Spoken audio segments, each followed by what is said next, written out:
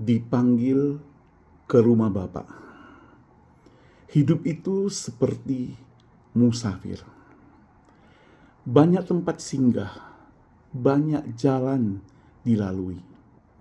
Kadang melewati kerikil tajam, sungai yang dalam. Kadang pula masuk ke hutan rimba dan lembah yang kekelaman. Ada saatnya hati bersuka cita. Ada pula saatnya kita berduka. Kadang kita mendaki gunung yang tinggi sekali. Kadang turun ke lembah yang sangat sunyi. Kadang kita merasa sangat aman, damai, sejahtera sekali. Kadang kita terancam seperti ada di bayang-bayang maut. Ada waktu kita di dataran yang tenang. Di situ kita merasa senang. Di situ kita merasa aman. Dan di situ pula kita menanti arah langkah kita selanjutnya. Itulah kehidupan saudara. Begitu rapuh dan harus dijaga sebaik-baiknya. Kehidupan seperti sebuah gelas yang sangat-sangat mahal, berisi anggur pilihan, indah, berharga, terbuat dari emas permata, namun mudah pecah. Gelas itu mudah pecah. Tersenggol sedikit, pecah. Jatuh, pecah. Dan bisa rusak total. Tidak bisa diperbaiki. Kehidupan hanyalah sementara. Bahkan sakit, penyakit datang silih berganti. Kalaupun sembuh pun hanya sementara. Namun yang kekal adalah tatkala Yesus telah tinggal di dalam hati, dalam hidup, dalam diri kita sebagai juru selamat yang sejati. Karena memang Dia telah mati di atas kayu salib. Allah mengutus Yesus datang ke dunia, mati di atas kayu salib, kemudian bangkit dari kubur kepada setiap orang yang percaya kepadanya, beroleh hidup yang kekal.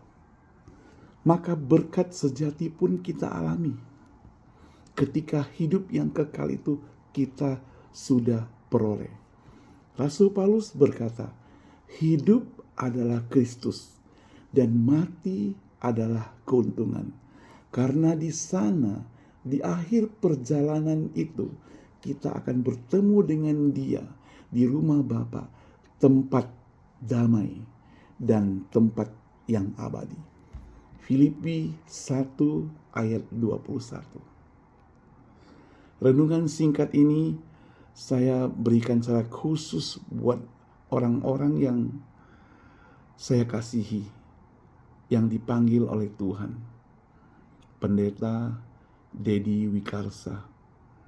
Tidak sempat jumpa, dia malah ajak main ke Makassar.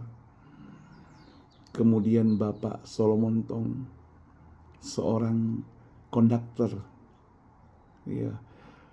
musikal yang luar biasa. Berbagai konser diadakan di Surabaya. Dan juga melatih kami di Malang Paduan Suara. Berangkat setiap Kamis, nyetir mobil sendiri bersama istri. Dan dia melatih kita tanpa dibayar. Begitu luar biasa. Terakhir, saya pernah ketemu dia waktu masih di Surabaya. Karena dia sering minta saya ke rumahnya, kita kerjasama untuk masalah Bamak waktu itu. Kemudian satu lagi, Pendeta Marojahan Sijabat. Kalau kita ketemu dia, rasanya dia orang yang paling mudah.